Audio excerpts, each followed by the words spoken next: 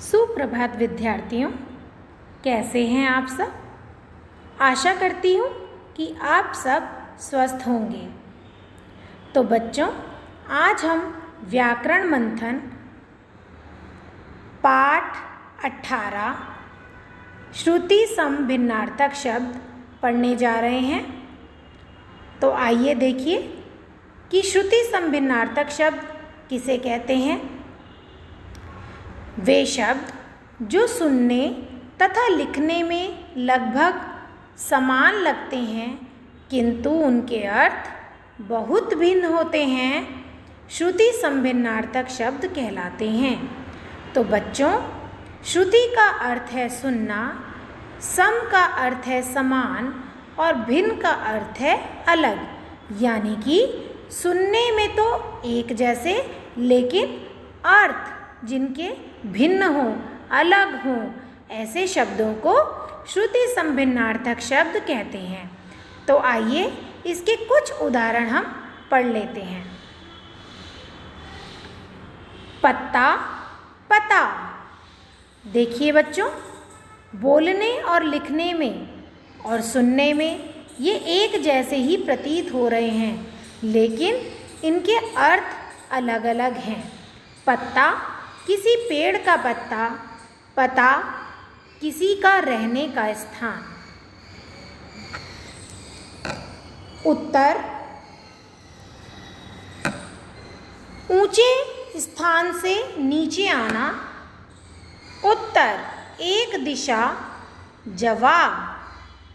पता किसी का रहने का स्थान और पत्ता किसी पेड़ पौधे का पत्ता। पूछ यानी कि पूछना, पूंछ किसी पशु की दुम। बाग का अर्थ है बगीचा या उपवन, बाघ एक पशु होता है।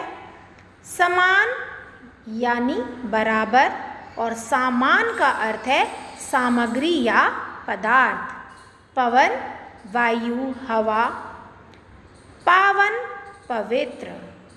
हंस हंसना, हंस एक पक्षी। दिन दिवस, दीन गरीब। अंदर का अर्थ है भीतर और अंतर भेद या भिन्नता।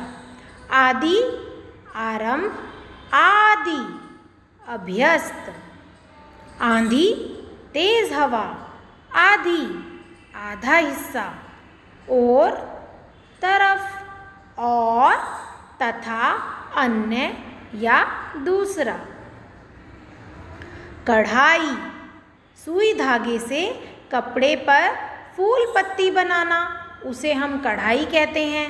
लेकिन कढ़ाही यानी खाना बनाने का बर्तन, जिसमें आपकी माताजी खाना बनाती हैं।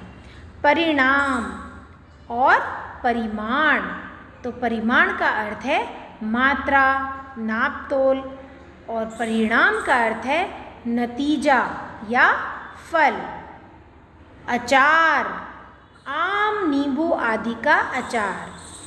आचार का अर्थ है आचरण या चाल चलन। मेला त्योहार पर लगा बाजार।